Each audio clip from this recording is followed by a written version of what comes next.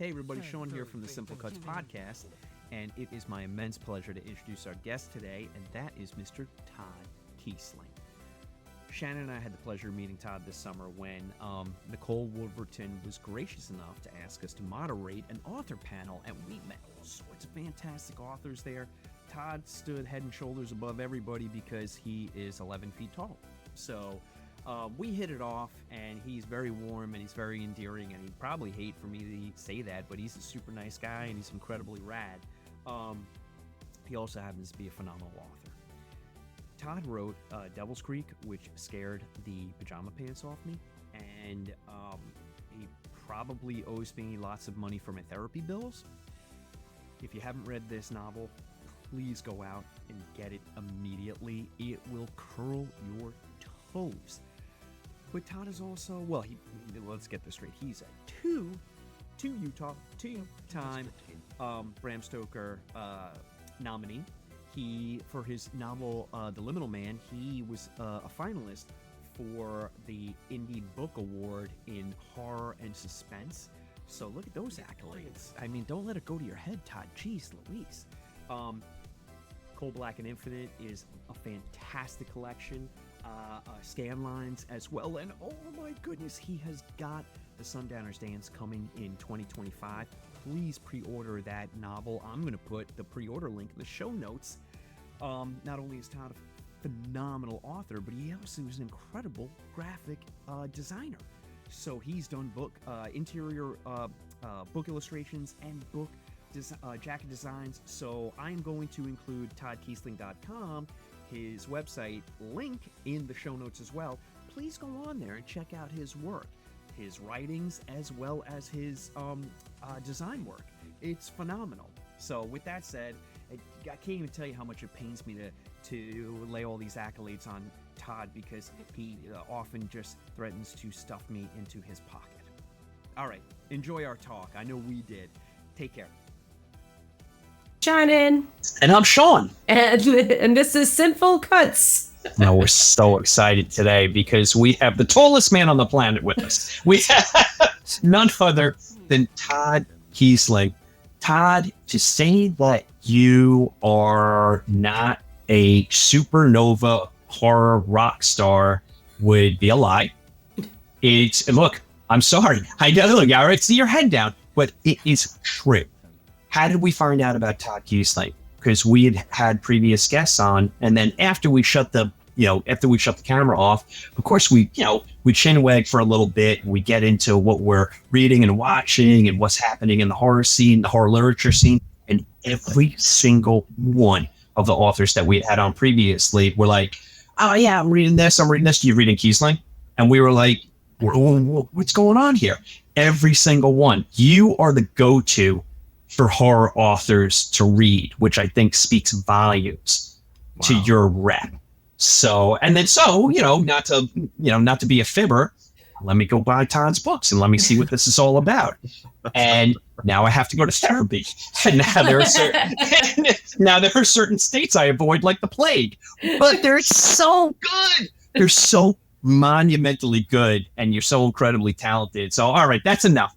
You know what? You made fun of my height and you pat me on the head, so I'm not going to give you any more accolades.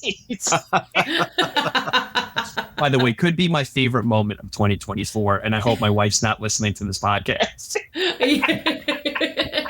Thank you. We do have to give a shout out to Nicole Wolverton for bringing us together. She asked us to moderate that incredible panel that we did in Pennsylvania, and we got to meet you, and we're so happy for it. So, Todd, we start out. The first question we always ask our guests are, No, it's Like, you didn't say there was going to be questions.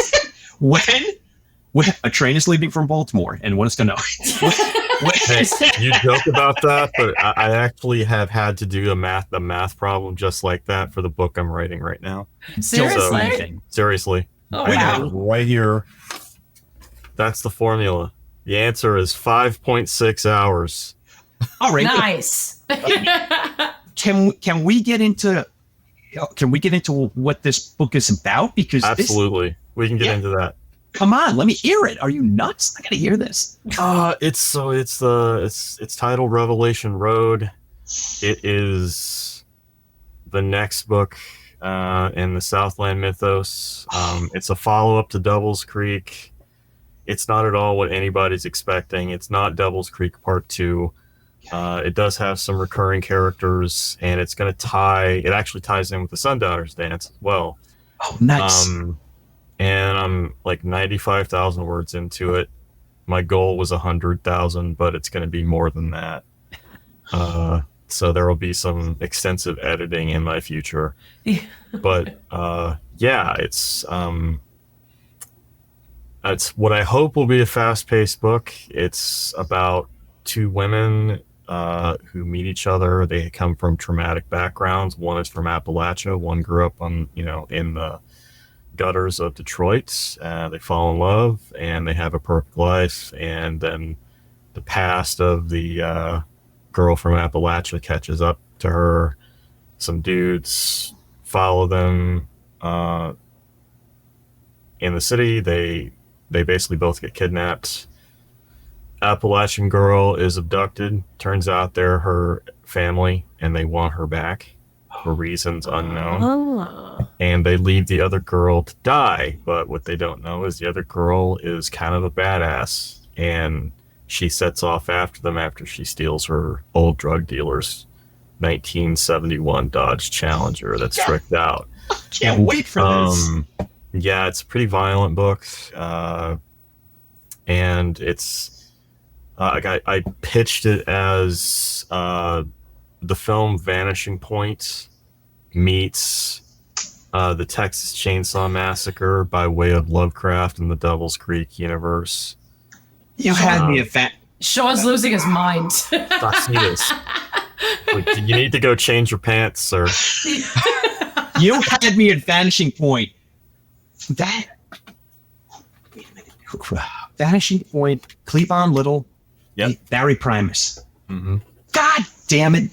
All right, all right. For the folks who are listening to this later, if you can't find it streaming, because it is very difficult to find streaming, best bet is to check YouTube. And if you are into the whole brevity thing, look up the video, Audio Slave's video for "Show Me How to Live," because it's basically intercut with that movie. Nice. Shannon, just a technical note right now, you're still crazy high, so I do need you. Yeah, you're either your channel is open for the circle, so you're picking up everything, or your volume's crazy way high. That's like all the way one direction. Oh, now you're great. Is it good? Yeah, now you're fine. So it's whatever like you all the way down. Okay. Yep. Now you're good now. Okay. So I'll edit that part out. Todd, when I tell you, when you said Vanishing Point, my eyes almost rolled back in my head. That's such an insanely good movie. And then to put in Lovecraft on top of that. All right. Yeah. So how long do we have to wait for this? It doesn't have a publisher. It will. Well, we'll see. Hopefully a large one. That would be great. I'm aiming to get the first draft done over to my agent by Thanksgiving. I mean, everything in publishing moves slowly. Okay, so I'm telling you about it now, but it could be years. All right. Hey, worth the wait. That's just how this goes. Yeah. No, it's worth the wait. Holy cow. That thing is going to haunt me in my dreams. Oh, boy. Okay. Well, I'll patiently wait for it.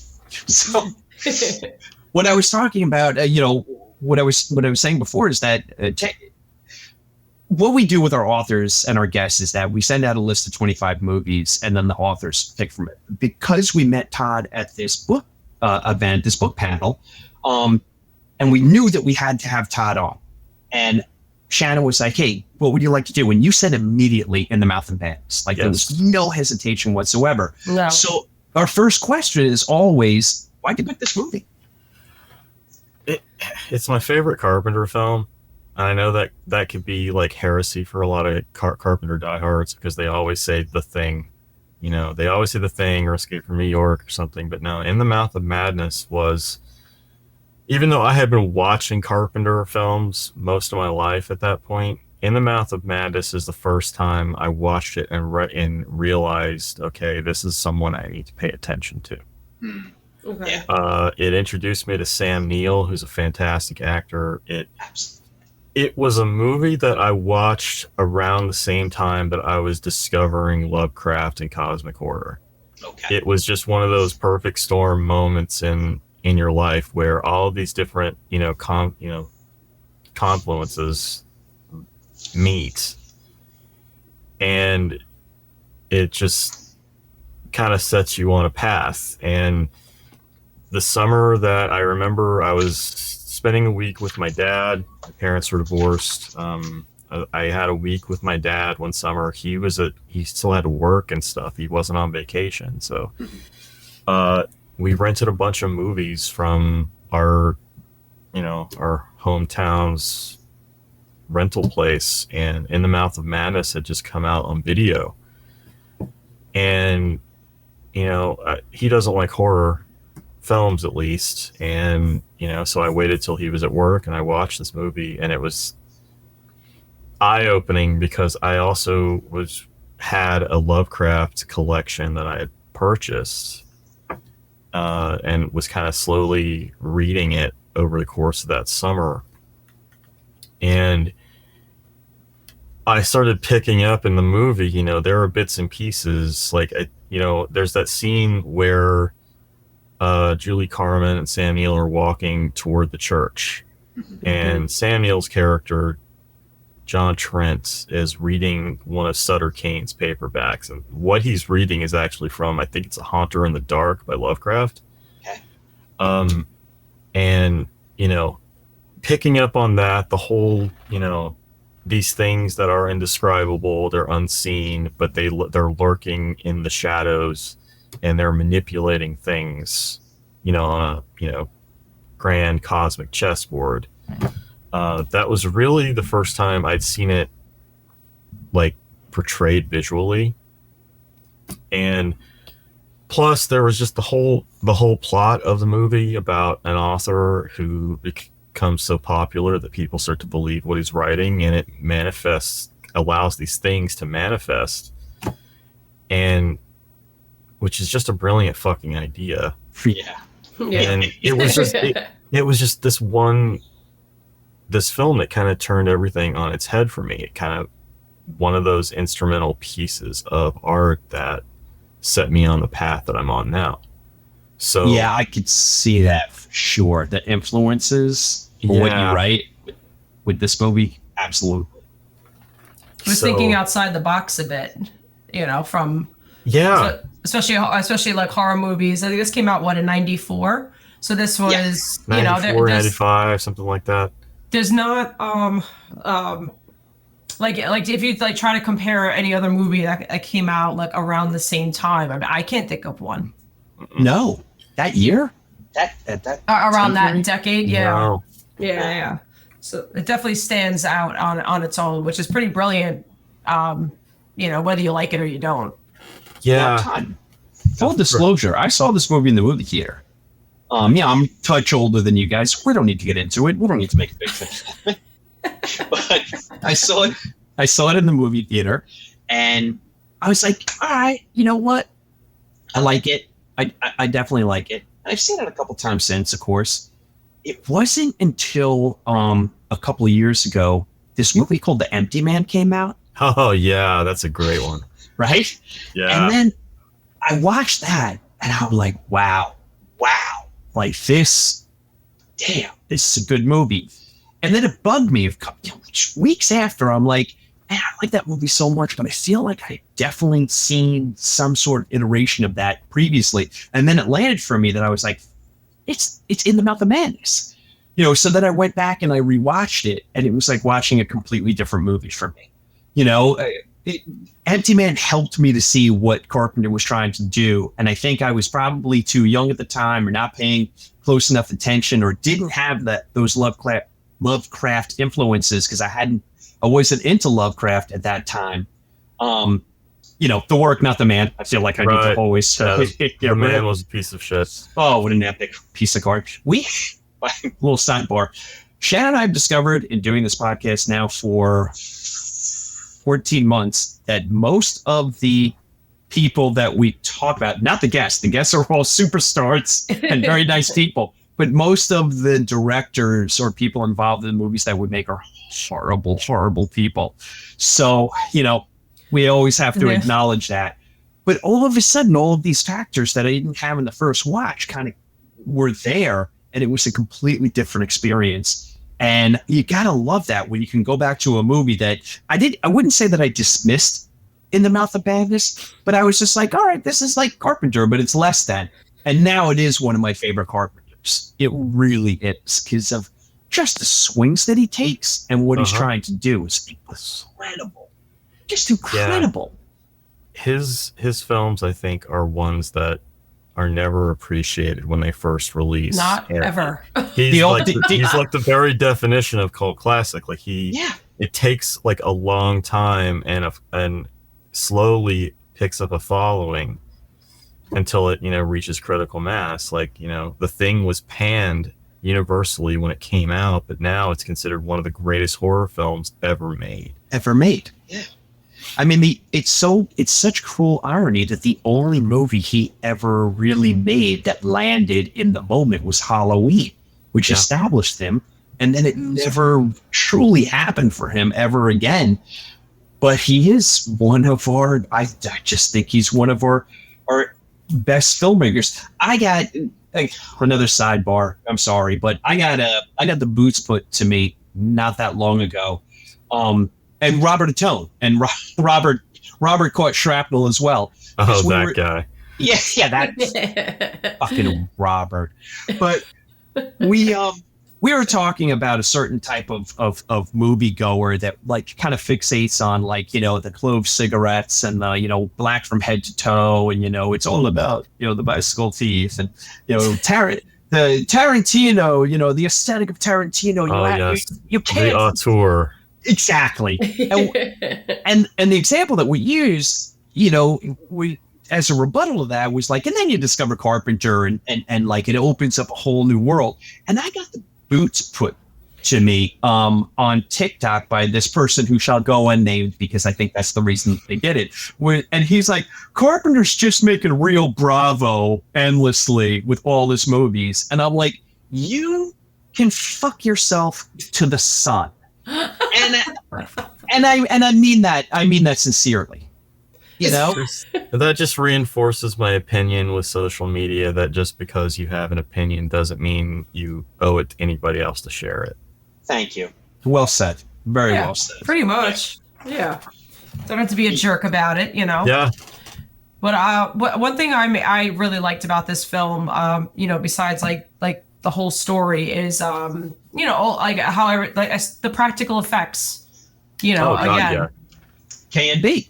Yeah, they land so good. Everything it's just so, I don't know, like everything you see is unique, like even like the people with their when I don't know, how would you say it? Like they're not really turning into anything. They're just becoming like more involved, or they can see or something. No, I would say that it's like a mutation of sorts that happens, and that's like their eyes their pupils begin to split. Yeah, and I love that effect. By the way, I like to think of it as like a corruption. Okay. I mean, I'm patting myself on the back here. That's kind of how I referred to the townsfolk in Devil's Creek. Well, you should pat yourself on the back. You should, yeah. But experiencing Sutter Kane's fiction does things to your brain essentially, right. And because he's in the spirit of cosmic horror, he's enlightening you with cosmic truths, and our brains can't handle it, right? Yeah. And it begins to like rewire the brain, affects us physically, and that's where you get like like Mrs. Pickman in the basement. Right. It's so good. Chopping her husband into coleslaw. Yeah. As you do. Of course.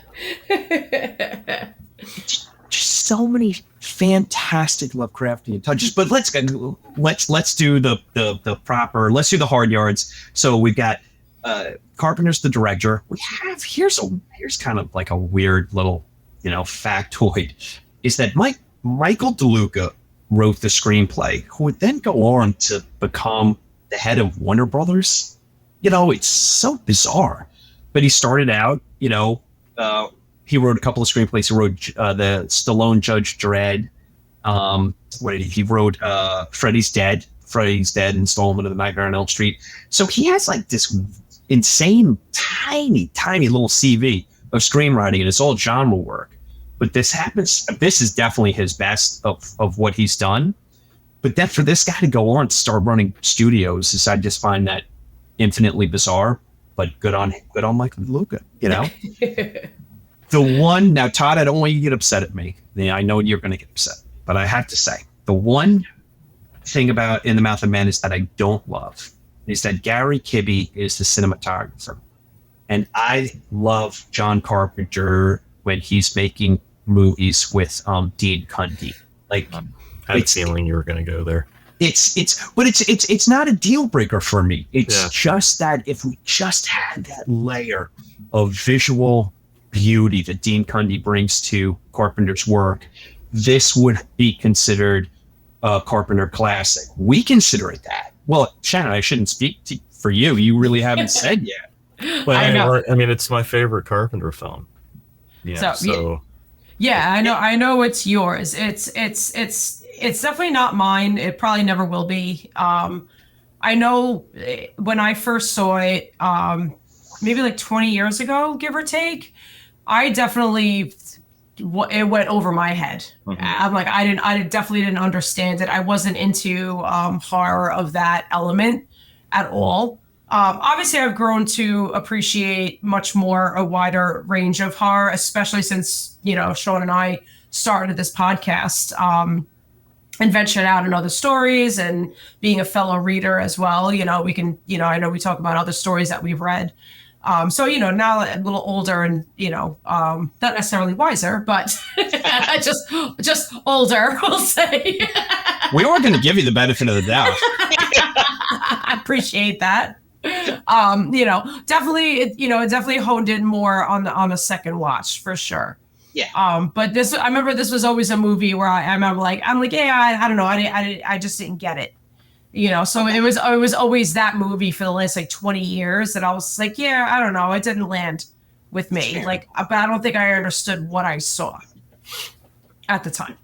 I can definitely appreciate it now. Yeah, I think there's a lot of that with horror movie lovers and even horror movie readers, that they go back to something that was amiss previously. And, because life experience or whatever, different factors, it just lands differently. I mean, yeah, this certainly did for me. Let's talk about the movie. I mean, we're certainly not going to go beat by beat, but I do want to talk about the plot points of the movie. So sure. We've got Trent, he is this crackerjack insurance investigator. We get the scene in the beginning, which I love. I love the scene in the beginning because we have one of John Carpenter's regulars there. Yeah. And if he doesn't show up, it's a miss. So you're like, okay, great, we got it. It establishes that he's a little too slick for his own good. They have the great scene in the diner with Bernie Casey where you're seeing the very first instance of something amiss with the previous agent coming through the diner's window with the axe. And that's where you're like, oh, okay. So we're not really following any sort of John Carpenter game plan. Like, because it comes out of left field and you're completely on your heels.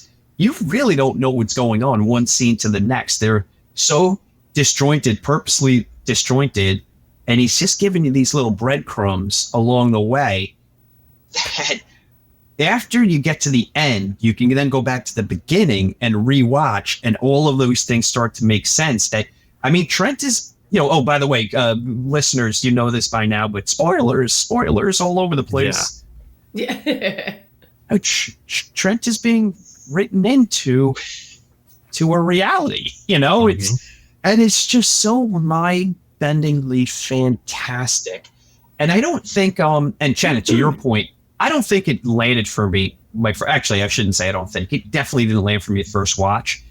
But, Sutter Kane is writing little bits for Trent to propel him toward his eventual conclusion, even to the absurd, minute detail of, and this is one of my favorite scenes in the movie, when Julie Carmen and Sam Neill are driving to Hobbs End. By the way, Hobbs End, Quatermass in the Pit. Come on, we'll circle back to that. But they're driving past these endless cornfields, and she's asleep. And he reaches into the glove compartment and takes out a horn.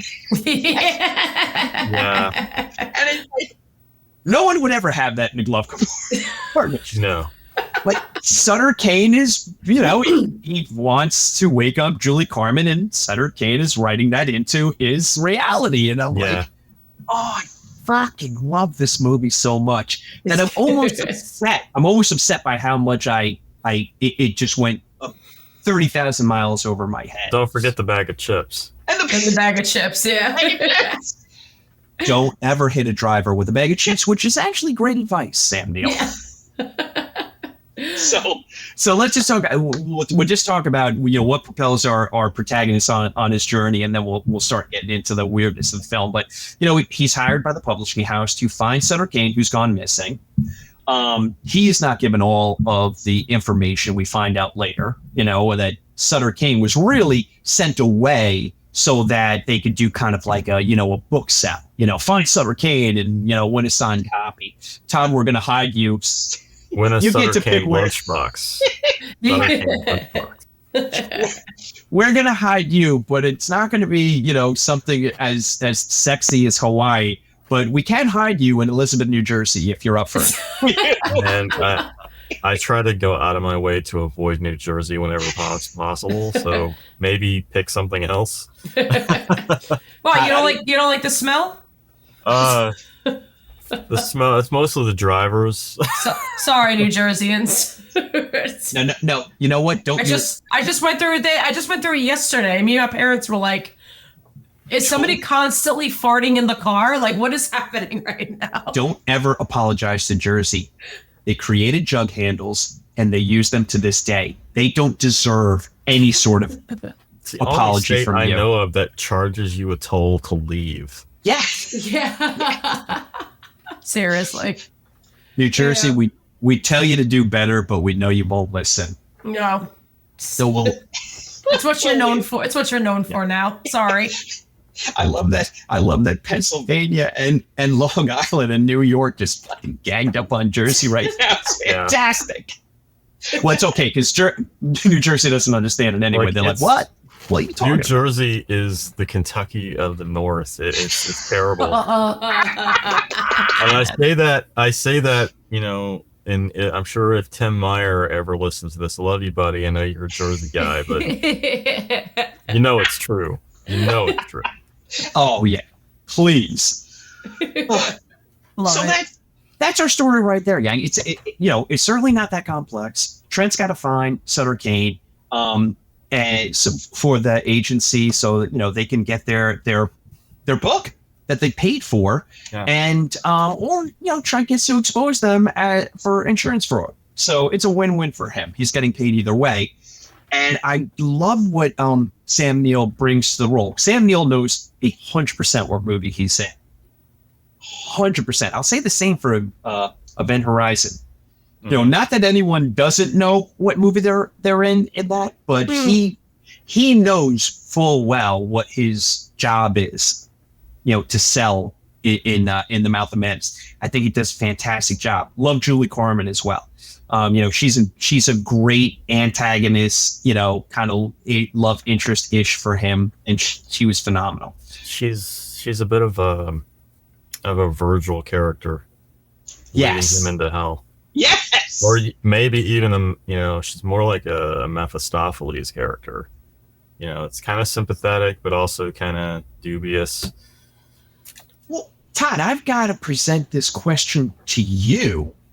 knowing that Trent is being written into our story, is Julie Carmen written into his story as just because stories need a love interest, because Charlton Heston, at the end, at the end, he's like, you are alone, and someone like Samuel, someone like Trent, who is very much full of himself, would need a love interest, would need that kind of interplay in his journey, so that's the thing about this movie, is that kind of like it opens doors that opens doors that opens doors. You can kind of go on endlessly. I don't think that, I mean, we're told near the end that, she's written out, because it's better for the book. So an actual editor got a hold of it at some point. Yeah. I think that what we are experiencing, especially because there's references to, Kane's writing me, he says it's good for the book, that sort of thing. It's almost like we're experiencing it through the drafting stages. Yes. Yeah, And for sure. so Julie's probably in the first draft. She's probably in the third draft. But by the end of it, no, she's not. She's gone. Yeah, she's gone now. And I could totally understand that from a writer's perspective, because I've done exactly that. I've written out entire characters. It's so great talking about this movie with an author. I can't even tell you. So great. You're like, let me tell you what's going on here. So, all right. I am a Lovecraft enthusiast on a surface level. So, I play the hits, but I certainly haven't gone deep into the canon. Todd, can you flesh out anything, the influences, the Easter eggs, anything along the way? I mean, I know we have Mrs. Pickman, which I think is fantastic, but what jumped out at you? And this is what the connection I made when I was younger, when I first watched it. My favorite Lovecraft story then, and still is to this day, is The Shadow over Innsmouth. Okay. And it's very much, an outsider going into an insular community and being ostracized, even though he actually belongs, and we don't find that out until the very end of the story. So the outsider is a vehicle that brings that brings the story into this community where we wouldn't otherwise be able to go. And we're experiencing all the absurdity and the weirdness of it because our protagonist is, an outsider. Yeah. By nature. So for me, the movie really has elements of The Shadow over Innsmouth, even though it's a landlocked town. Innsmouth is, a coastal town. There's, deep ones living out in the reef, and, they're letting the townsfolk, they're giving them riches in exchange for their women, essentially, so that they can, breed. And that's where you get, that's why there's the Innsmouth look, where people have the sallow faces and they've got gills on their necks and really big wide eyes. And obviously, Lovecraft is being racist, obviously, because that's what Lovecraft did. But getting beyond that, as that's not the point I'm trying to get at. In the mouth of madness, you have an outsider coming in. There's a lot of odd, uncanny things in town. Like, why does it have this gigantic church, with the gold onions and everything? But at the same time, I mean, that's your esoteric Order of Dagon. Yeah. Okay. You have these little, set pieces. He goes the town drunk, but in the movie, it's the father, like Johnny's father, who gets, wounded by his own child, because the evil starts with the children. It starts seeping up and taking the children and, mutating them and turning them into wicked little bastards. And So the Johnny's father he acts as the town drunk. You know, he's the one who kind of fills you in a little bit on what's happened, and you know that what's happening is real. It's dangerous, and then you know because it's good for the book, Kane writes him and makes him unalive himself. Yeah. So for me, those were the connections that I saw. And that's a very long-winded answer, but not at all. No, I saw the connections with that.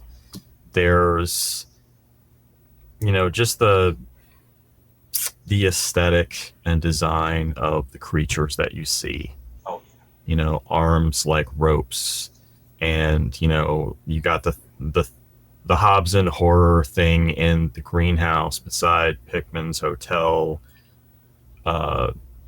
The thing that's there, they're trying, they're going to leave. Slimy, you only get a glimpse of it. Mm-hmm. And that's by design, because all of Lovecraft stuff, you don't really get to see what it is, because the mere sight of it would drive you insane. Yeah. So you have all of that. You have the old ones coming back. They were here before, and now, we're trying to bring them back. You have someone obsessed with them and who's trying to facilitate this return. That's Sutter Kane. Because, Call of Cthulhu, the cult of Cthulhu, they were always trying to bring Cthulhu back and wake him up and, from his, underwater city.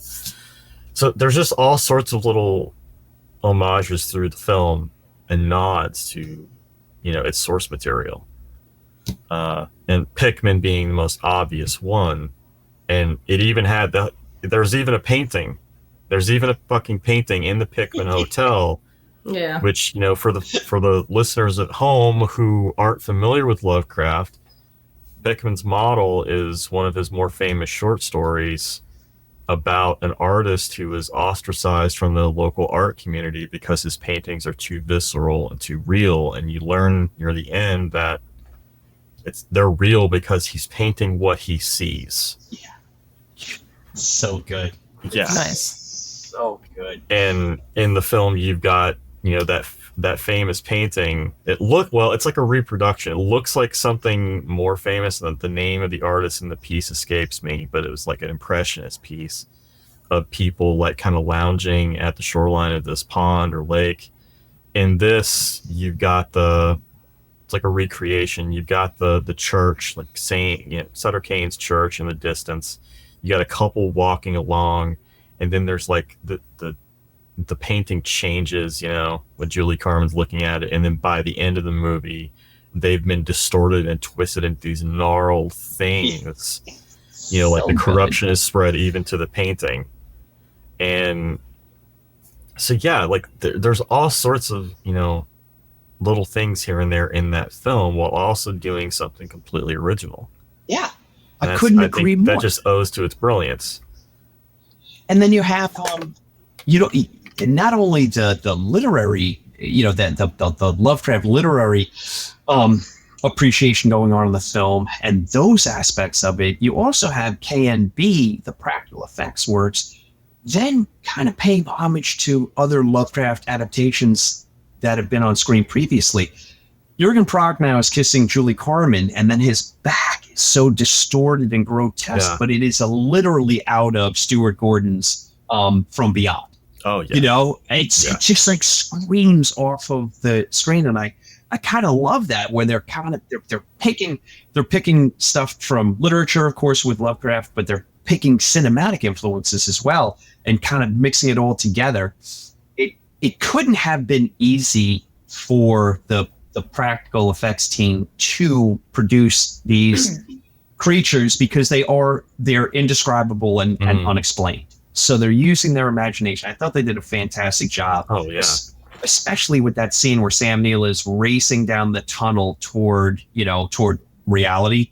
And there's that wall of monsters. So Lovecraft, just this wall of unimaginable, unexplainable, to your point and to Lovecraft's point, Todd, if you were to see them for a heartbeat, you'd be mad forever. And they're all racing down there, and you just get those brief little glimpses. But boy, oh boy, did it land! I thought it was fantastic. It definitely works for sure. Yeah. Yeah. All right, Todd, I have to put you on the spot. Give me 2 or 3 read-alongs for this movie that would just be a perfect read-along for our listeners. So there, obviously, the Lovecraftian stuff I've already mentioned. Yeah. But I feel like that's too easy, so I'm going to limit myself to just one Lovecraftian story, and that would be The Shadow over Innsmouth. Interchange that with Pickman's Model, because these are my answers, and I'm going to cheat. It's fair. I would say give you something modern.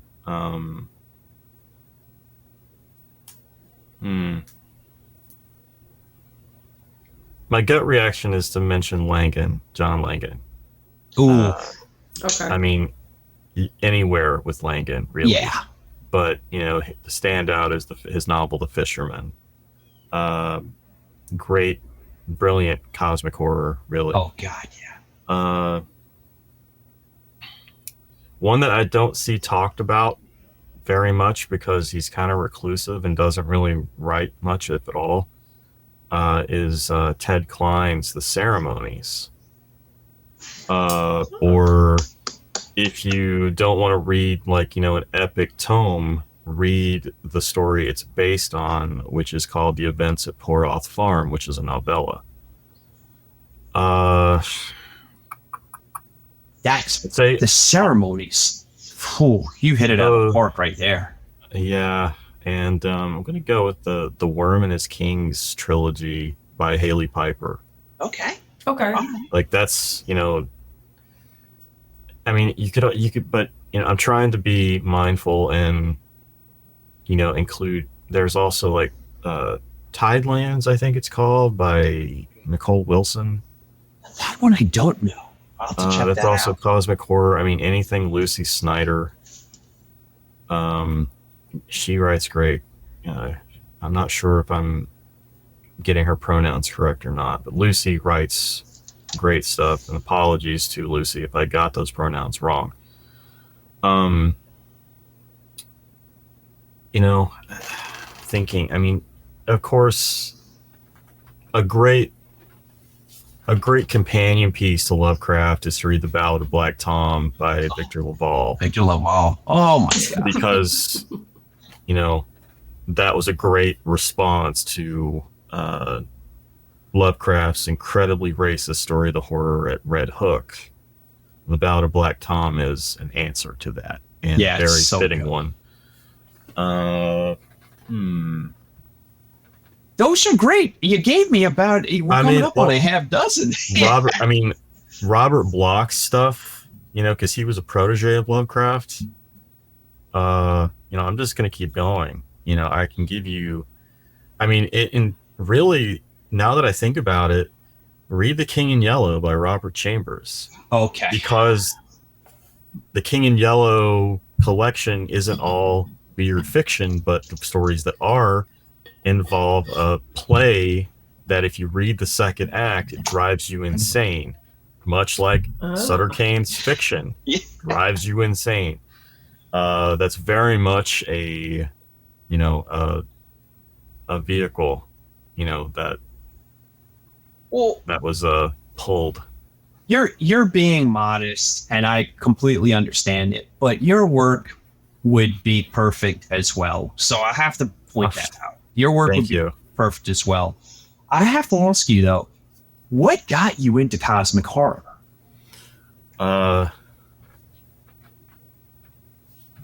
Short answer is existential dread. Okay, that's an answer. That's an answer. At a very young age. I'm making no secret. I deal with, severe social anxiety and, depression. I'm mentally ill. And I know that now, but when I was a young teenager, I didn't know that, and I just thought I didn't fit anywhere. You know, I know I'm on the spectrum now, but back then I was just fucking weird and didn't know how to talk to people. So, you know, I'm telling you this to set the stage for, you know, the scenario that really drew me to cosmic horror. It was so different from what I was used to reading at the time. You know, I had been reading Stephen King and Dean Koontz religiously. And you know, before that, when I was younger, it was R.L. Stine. And, you know, I read Tolkien when I was younger. Not that I remember much of it. But anyway, like, cosmic horror, Lovecraft, and then Chambers, and there was this collection that I bought after I read the Lovecraft collection called the Hastur Cycle, which was part of a Chaosium series, and I forget who edited it, but it had a ton of stories that were all inspired by the King of Yellow. Oh, and try that. From there, you know,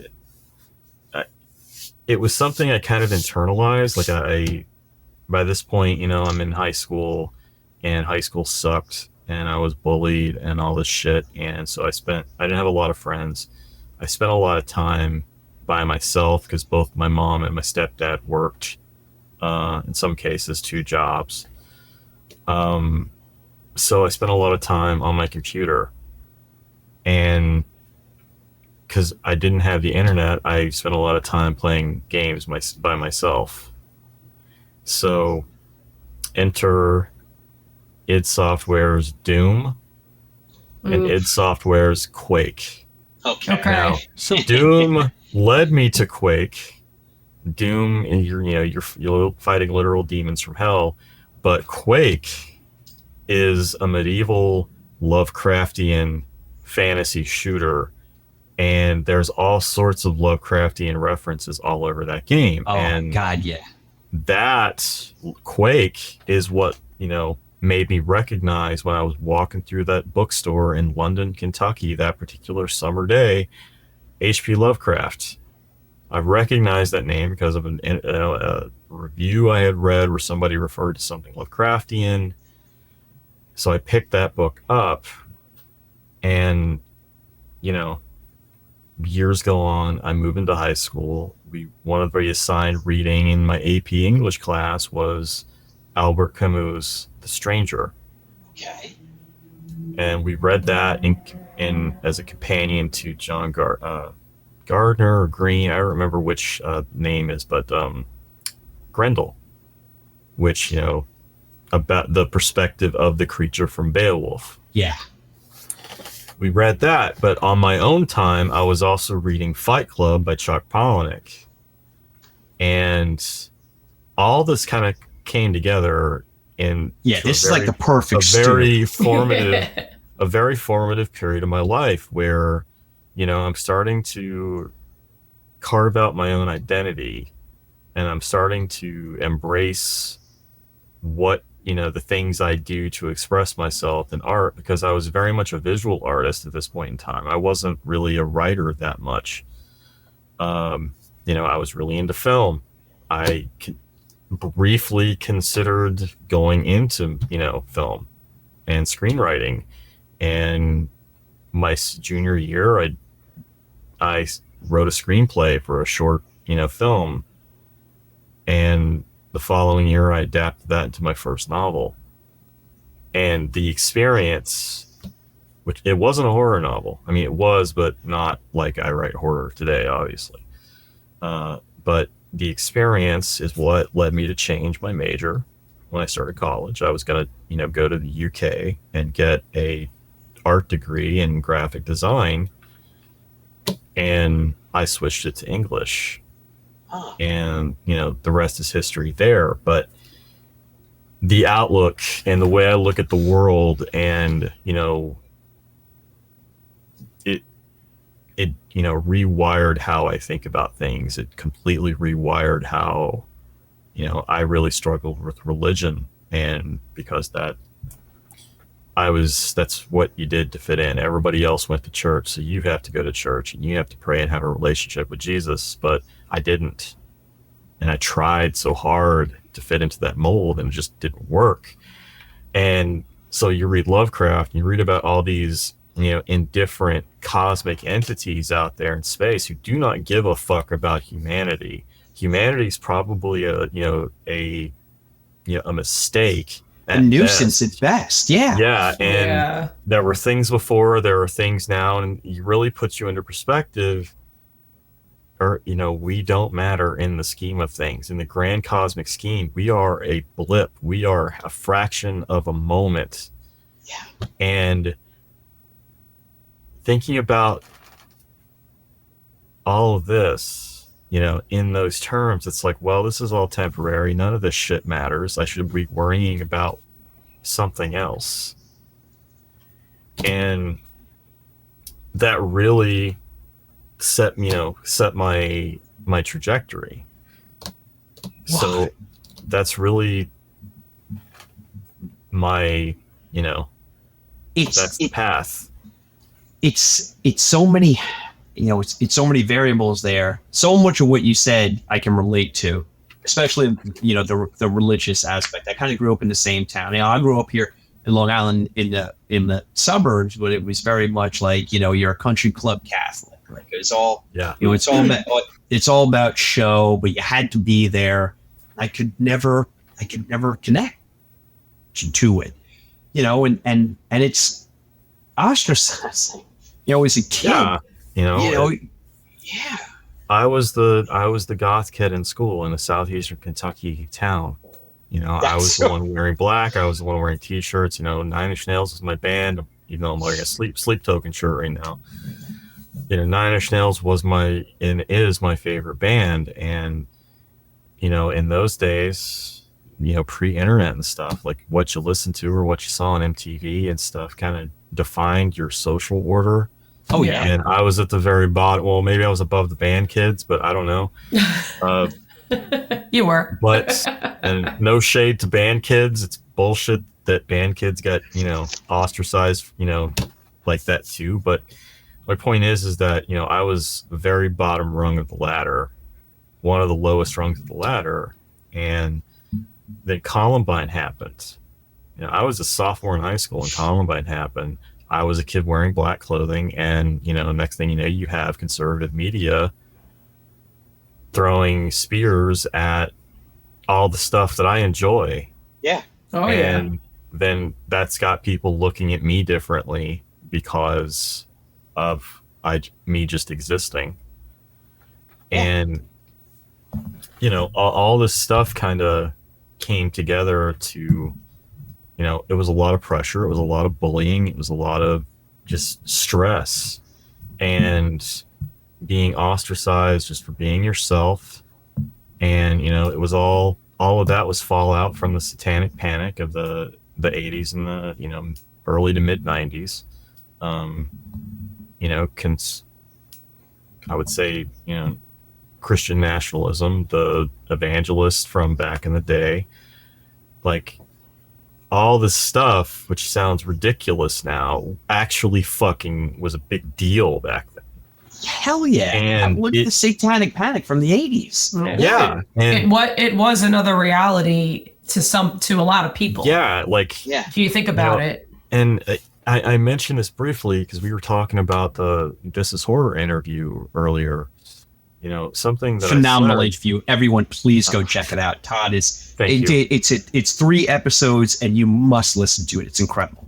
I mentioned something that all the issues that our generation is dealing with, like our mental health issues, our trauma issues. I mean, we all have trauma, and what we're experiencing now is our way of dealing with it. Because think about it, in our lifetimes, Oklahoma City, 9/11, Columbine, all the fucking school shootings that have only become worse. Mm-hmm. 9/11 was probably the tipping point.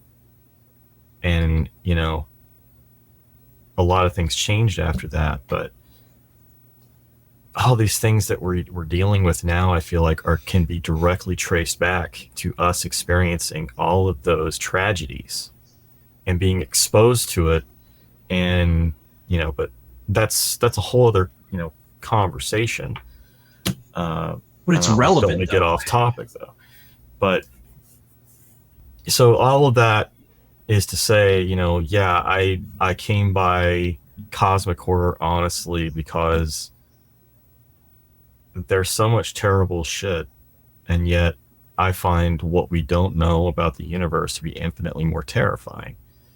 And I'm caught. Yeah, I've got a good life. I have a loving wife. I have a son. I've got a pretty solid career doing what I love to do.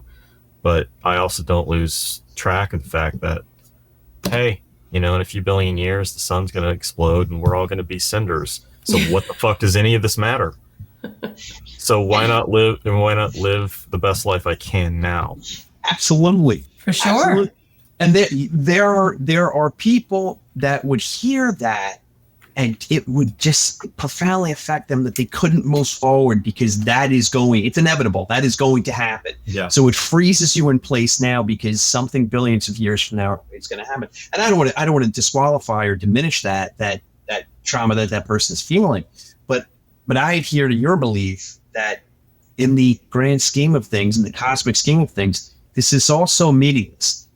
Not to say that our experiences and our emotions are meaningless, but in the grand scheme of things, it is just the blip.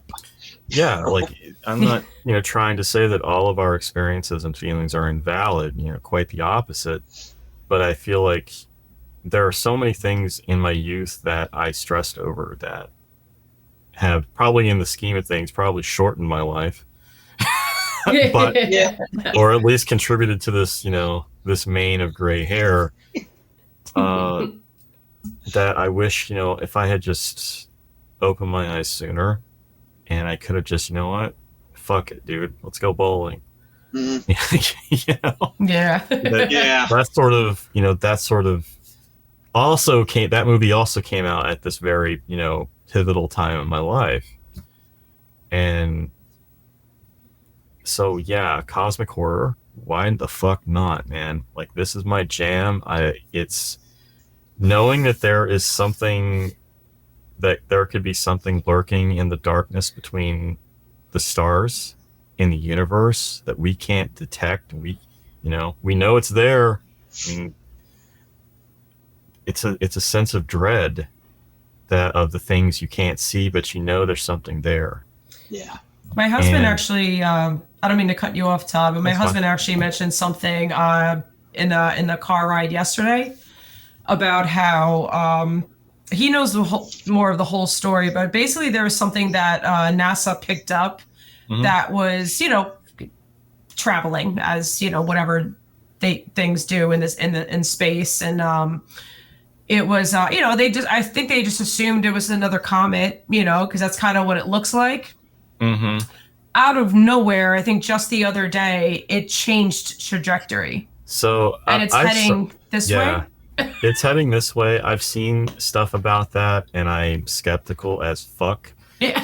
Because I saw it on TikTok, and you know what? I also saw something about people eating pets out in Colorado. And before the a certain politician went and lied on national TV about something similar happening in Ohio. And I'm like, wait a second, I haven't heard shit about this on the news. So I texted my agent, who fucking lives in Colorado, and none of that was happening. So I'm very skeptical of pretty much everything at this point. Yeah. But I have heard that story. I have heard that it course corrected and it's now heading straight for us. And I say, I welcome the giant meteorite that got shot off its course and is now headed straight for us. I welcome that. It's going to be about 10 years. So yeah, that's great. That's great. 10 years, I'll be in my early 50s. I'll be, probably ready to check out anyway. Fuck it. We had a good run. Let's party until, we get shuffled off this universal coil. Could you just make sure that novel is done that we talked about? I was just Oh, don't about worry, to don't say worry. that. You make sure that's out and we have time to read it, please. It'll be out. You'll probably have time to read it. I have to say that the moment that something like that actually occurs and we know we are all fucked. Yeah, I'm not writing another fucking word. Fuck you guys. What's the point? Nobody's gonna be here to read it. Oh, well said. Let's just go to Busch Gardens and go on some rides. Yes.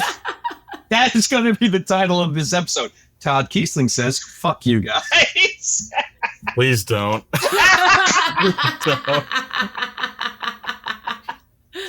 Well, Todd, I mean, look, we talked about a lot, but my take on it is, okay, there are all these experiences that you had, and it's like these pressures, and it compacts everything, and it produces this diamond, which honestly is your work.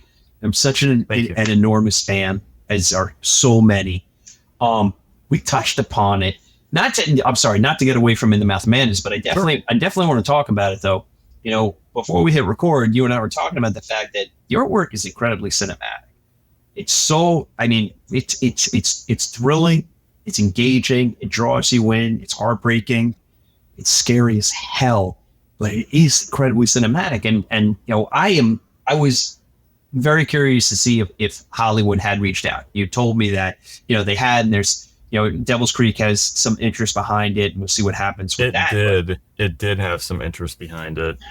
A couple of years ago, I spent a summer working with a production company that will go unnamed. Fair enough. Yeah.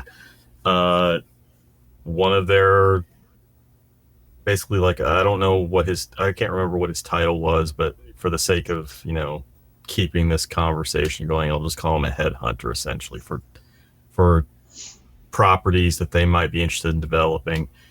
They had a screenwriter, and I spent several months that summer over repeated meetings, kind of hammering out what a first season of Devil's Creek would look like, pitched to a major streaming network.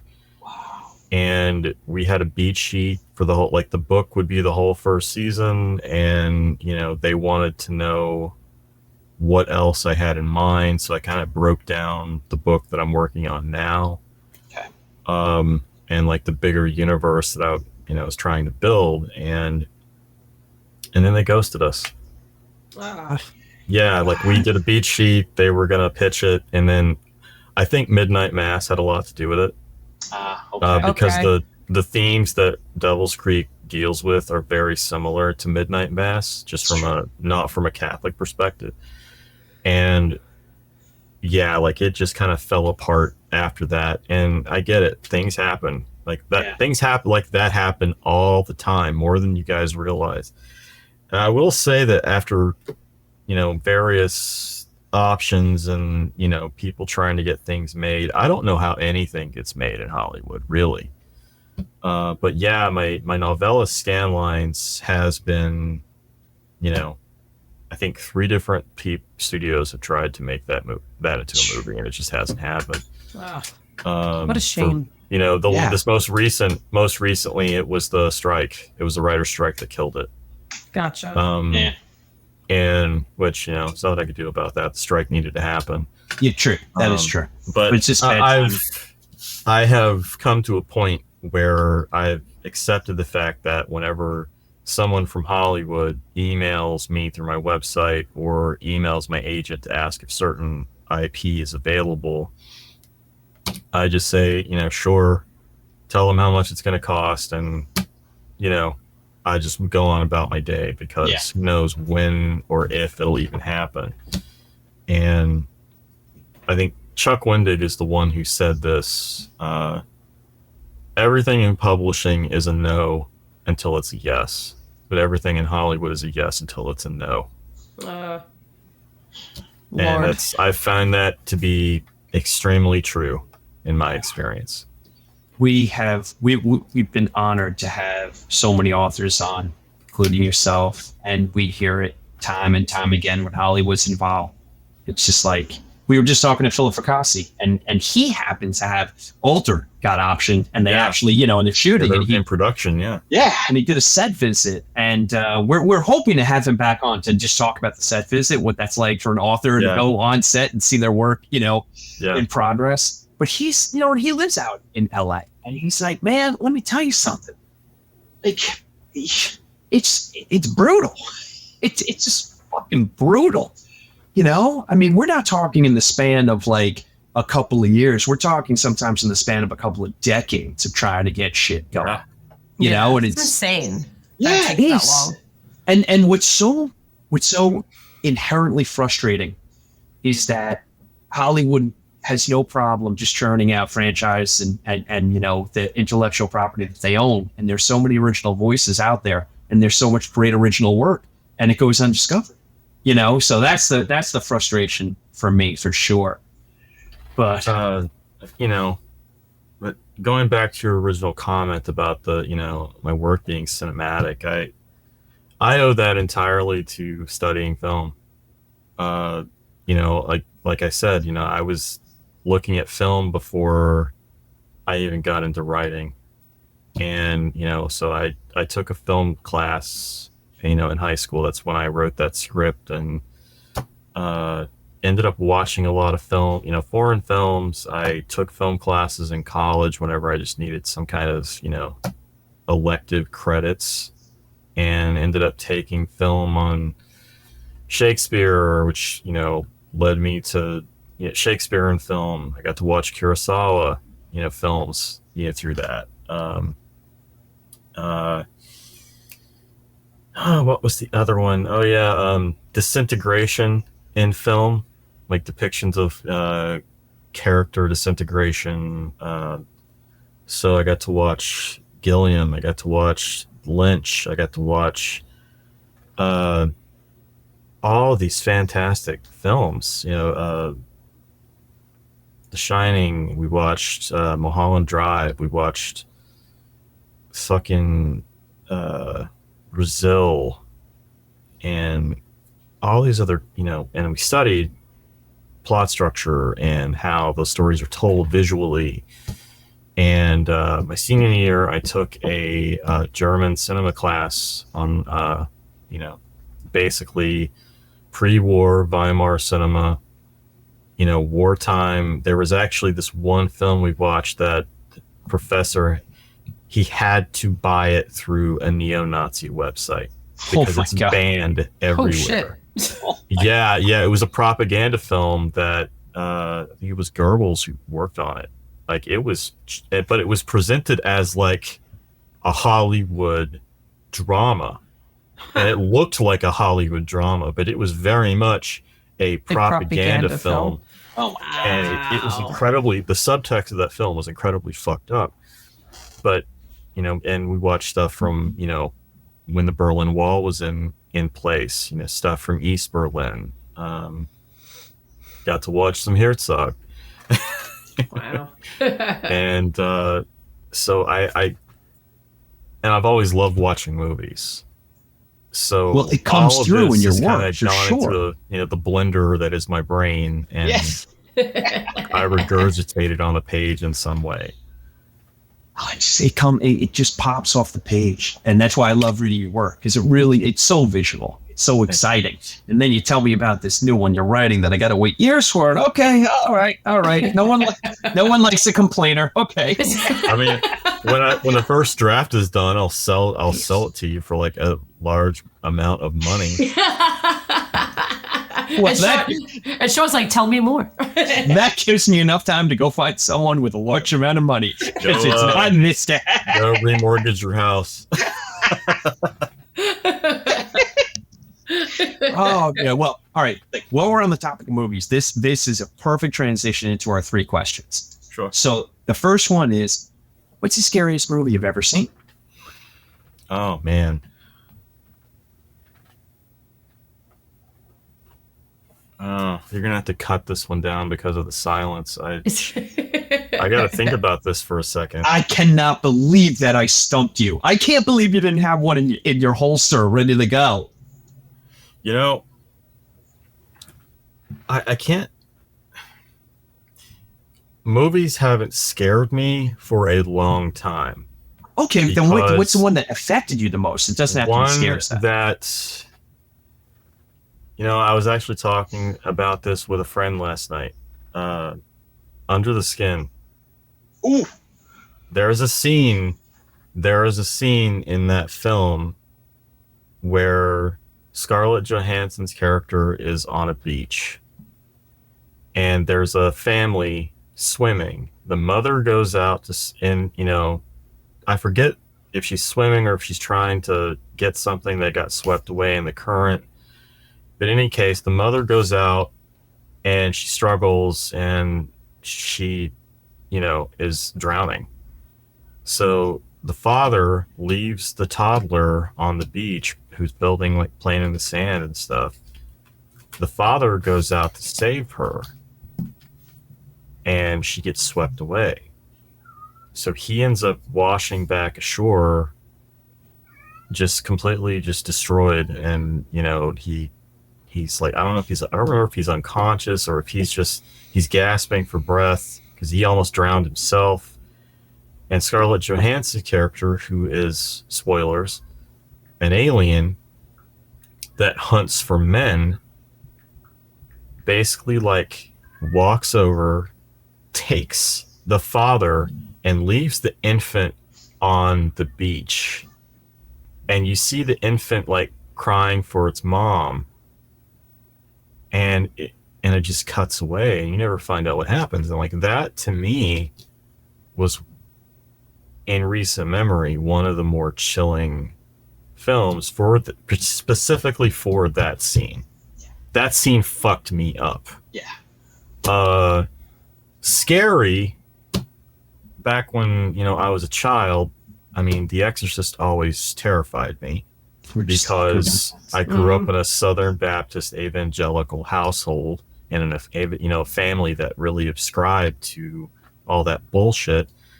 And, so the idea that you could put your shoes on in the wrong order, maybe you put it left and right rather than right to left, and now and the devil could possess you at any moment and stuff like that. And that shit used to scare me, but it doesn't anymore. And to be perfectly honest, and as a side note, I'm getting really tired of all the Christian propaganda coming out of Hollywood because that's what I see it as now. Getting tired of exorcisms by the devil. Yeah. Come on. I thought The Possession was, one of the more effective films to do possession because it was something out of a Dybbuk box. It wasn't really the devil per se. It was just a, negative entity. Which, now that I think about The Possession, the one with Jeffrey Dean Morgan, that scene where the kid who's kind of the one possessed looks at the real estate agent or some guy, and all his fucking teeth start crumbling to dust. Ugh. And they fall out of he's screaming, there's blood gushing, but you see his teeth just falling out of their sockets. Yeah. That got me. Jesus Christ. That's okay. You can tell. But but that's a very, very long answer to your question. What scared me, Under the Skin, The Possession, but not the whole film, but these specific scenes are so It's effective. fine. Yeah. Yeah, that's fine. That's okay. Yeah, we just wanted it. We look. We just feel it's fair to know what gave you the fucking willies. All right, you've been fucking with us so long. Threads. Oh. Yeah, Threads. Woo. Yeah, Threads is that's a tough hang. Yeah. That's a real tough hang. So listeners who haven't seen it, it's about the aftermath of a nuclear war, told from the perspective, an English perspective. Yeah, and it's just devastating. I think it's on Shudder. That's where I watched it for the first time. Threads. Man. Well, Go ahead. Let's pivot into our second question. Sure. Mm-hmm. What's a movie that people don't regard as very good, but that you will absolutely defend without question? So, do they not regard it as good, but can it be a good bad movie? Or Sure. just they consider it to be terrible? No, it could be a good bad movie. Yeah, sure. Since we're, keeping the theme of Carpenter, I'm going to go with They Live. Okay. You and Shannon. That movie, I believe if it had a proper budget and Carpenter was willing to do it, if you had a decent budget to be able to pull off the effects, if the script was revamped, I would want to see a remake of that film today, in context of today, because it wouldn't be that much different from 40 fucking years ago. No. Yeah. No. It really wouldn't. Definitely Because, wouldn't. or even not a sequel. I would want to see a remake, and if it did well, then they could do a sequel to it. But it wouldn't be that different from the original version, in that a lot of the stuff the subtext of that movie, even though it's campy, it's corny, the 8-minute fight scene would probably have to go down to 7 minutes.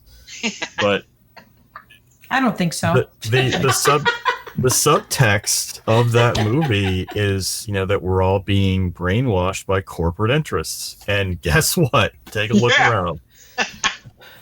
Turns out it's true. Yeah. Yeah, we need John Nada blowing some stuff up, that's for sure. Yeah, They Live, my choice for that one. Nice. You answered our third question. You actually answered our third question too. Really? But I'm gonna sub one in. Well, you're not getting off the hook that easy. I'm gonna sub one in. Okay, what are you reading now that you're absolutely loving? I'm gonna have to reveal myself as a bad writer right now. I am currently not reading anything. I'm not reading. I don't have a backup to my backup. I'm not reading anything because I'm trying to focus every spare moment on finishing the book that you want so badly to read. Okay, don't read a goddamn thing. Nope. Forget and the I know, question. but normally I try to carve out time to read every evening, but because I also design books, I see a lot of, I get early glimpses at stuff that, I know is coming out, and sometimes I'll read a little bit there while I'm doing the work, but for the most part, I try to not, because it slows me down significantly, because I'm a very slow reader. Okay, that's fair enough. I can tell you one of the last things I read that doesn't have a publisher yet that I really enjoyed. It was, and I don't want to mistitle this because I know the title changed, but it's a book by Douglas Wynne, who is a New England author. He also writes cosmic horror. I highly recommend his stuff. Nice. But yeah, the book's going to be called Wellspring, and it's a rock and roll cosmic folky horror kind of book about the members of this band. They had a band when they were growing up. Now their lives have changed. They kind of become domesticated, except for this one guy who was a fan of this 1970s band, and he's always wanted to go find the place where they shot their album cover. Nice. For this album called Wellspring, and he goes off to this remote town and hiking around the area looking for this place, and he vanishes. So the friends get back together to go find him. That doesn't have a publisher yet. I know he's shopping it to try to find an agent, but I got to read an early draft of it. It was fucking great. I loved it. That's great. Nice. I'm looking forward to reading an arc of Cat Scully's Below the Grand Hotel, which is going to be published by Clash late next year. Very cool. That is like a Evil Dead supposed to be Evil Dead meets like a 1920s or like hotel thing. I'm probably getting this totally wrong, so Kat, I apologize if you're listening. But Below the Grand Hotel is next on my list to read as an arc. I hope you're not wrong about any of it, because that sounds incredible. That sounds awesome. I'm also going to tell you what's on my immediate stack. and it's pretty substantial because when you get into this business as an author and you do events, you start accumulating lots and lots and lots and lots of books that you never have to read. At the top, I have When You Leave, I Disappear, a novella by David Neil Wilson. Oh, very cool. It's also a shortwave title who's publishing Sundowners Dance next year.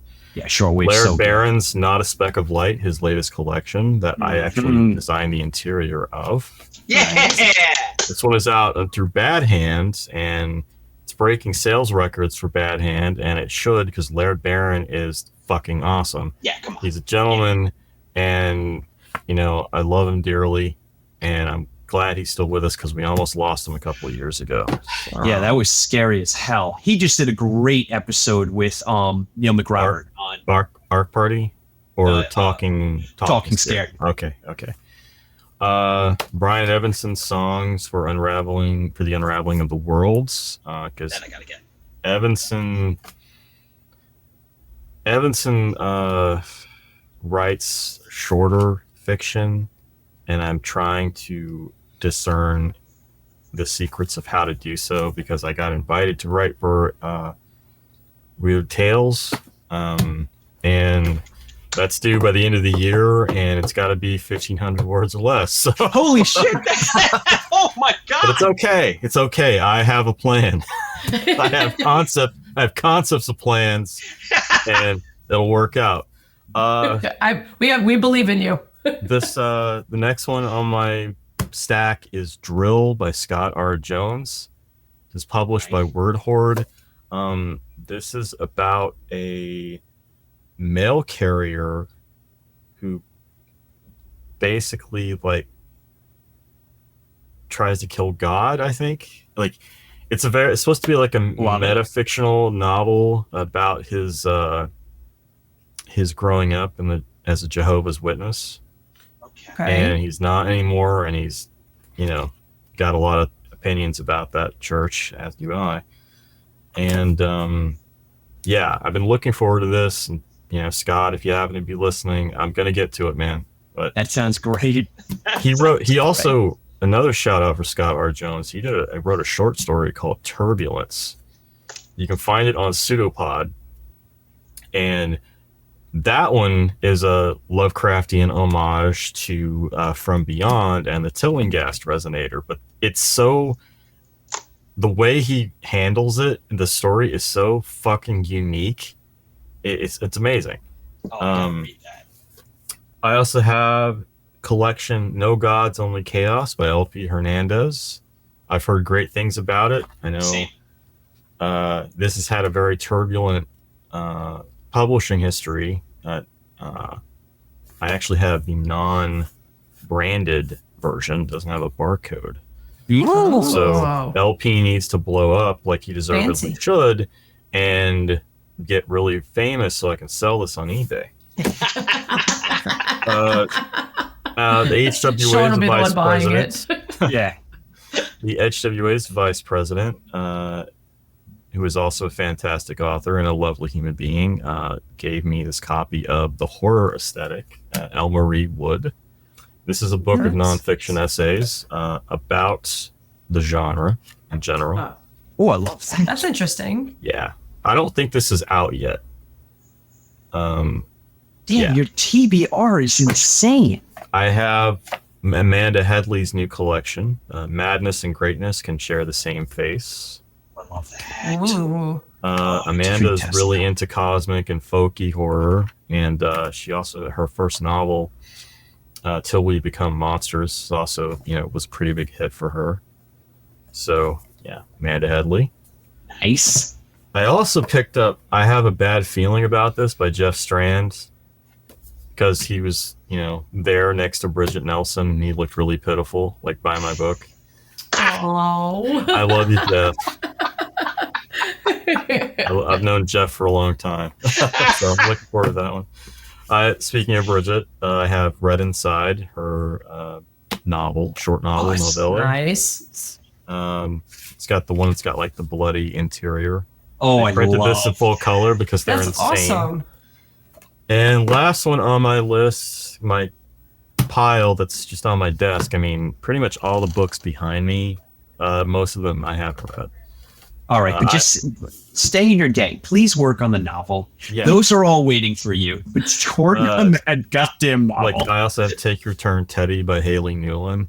I've been wanting to get to this. I met her at Scarelastic earlier this year, and very nice lady. And she also interviewed me for Cemetery Dance, and then Cemetery Dance never released the damn interview. So get on that, Chismar, along with everything else. Come on, Richard. Yeah, what the hell are you waiting for? But, all right. That's what I have on my desk at the moment, and all of these I will get to in the next 50 years. We've got 8 minutes left. So what we do now is we hand you the keys to the podcast.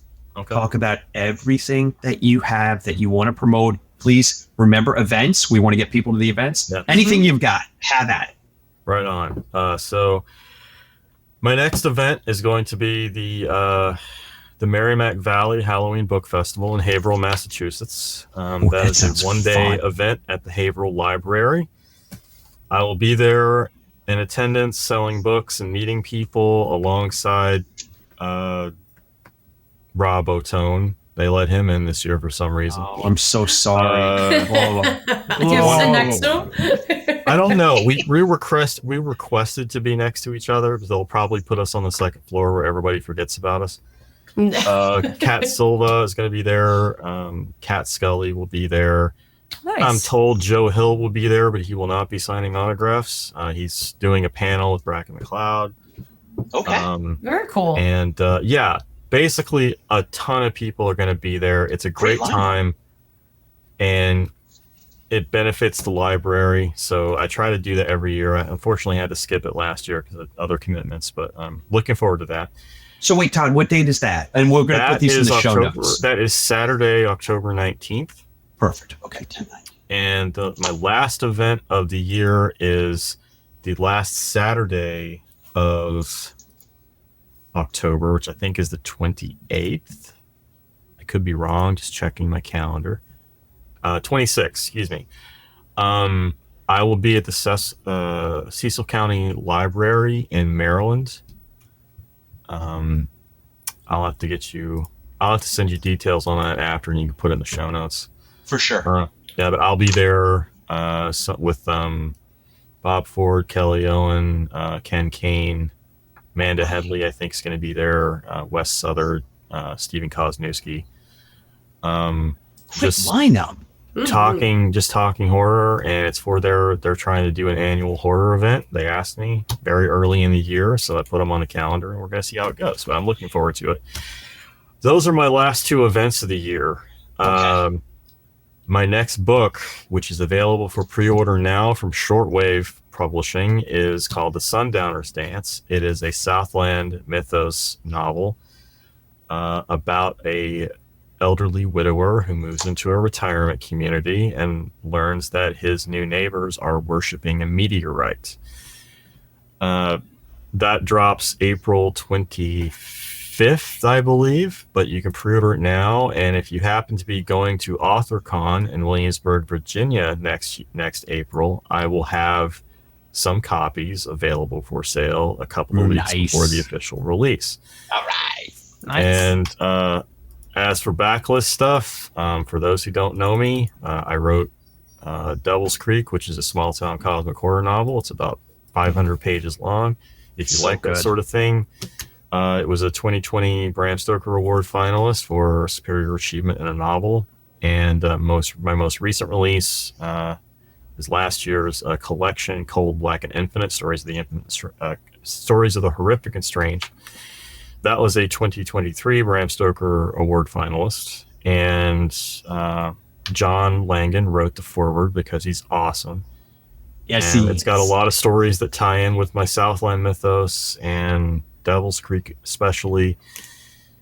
And yeah, that's me. I've got other books out there as well, but we're short on time, so. Well, send me anything that you want us to promote. Just shoot me anything you want us to promote. I'm serious about this, Todd. I'm going to promote the events that we have coming up. But it doesn't stop there just because this episode is done. Whatever you need from us, we are gigantic Todd Keisling fans. Yes. So, yeah, They were I mean, we will share it all. we're the little mouse that roared. We don't have the biggest megaphone, but boy, oh boy, we'd love to use it. So, events, anything that you got going on. Hey, Sean, I don't know, here's the thing. And you just, DM me or email me, and it will be in our socials. And we will fucking drill this stuff home to our listeners. So, and like, it's unfortunate for you, but, you'll be back. No one ever escapes. Once we have you on. That's fine. I'm happy to come back as many times as you guys want. Like, you're never gonna get a writer who says no to talking about their work. I hope not. That's impossible. I hope not. Because look, here's the secret sauce. We have had people from Hollywood. We have had directors and screenwriters. We've had them on. They're lovely people. They're not as personable as authors. It's just a fact of life. We have now witnessed it after a year. They are absolutely lovely, lovely people. But authors bring the heat. I don't know what it is, but I don't even want to know. It just happens, and it makes for an incredibly rich and interesting and fun listening experience. So we'll have you back for sure. I'm sorry for you, but we'll hold your life going forward. That's fine. What you should do is have me and Rob on at the same time. Fucking done. Absolutely. Fucking done. Absolutely. Are you kidding me?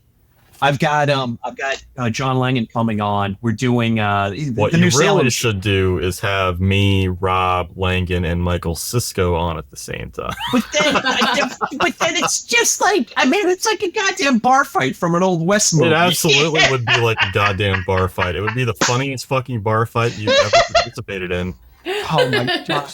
All right, Michael Cisco and fucking Langan. All right, I'm gonna see if I can make this happen. God damn you, Todd. I was at an event a couple of weekends ago in Burkittsville, Maryland, where they shot the Blair Witch Project. It was the 25th anniversary of the Blair Witch, and I got invited down there, and so I had my table set up, and this couple came by, and the husband pointed out Cold Black and Infinite. And she picked it up and she's like, I'm one of John's former students. Get out. And I'm like, I'm sorry.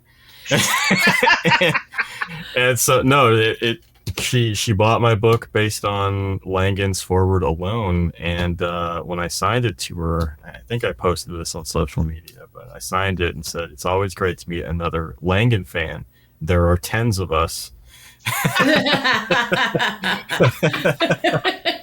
I say that with as much love as I can muster. John is a wonderful human being. I love him dearly, and it's great that he's going to be on your show. He's a gem. We've had him on previously. We had him on for Fright Night. We're having him back on with Eric Hansen from the Cradle to the Grave podcast to talk about the new Salem's Lot. So this should be fun. Nice.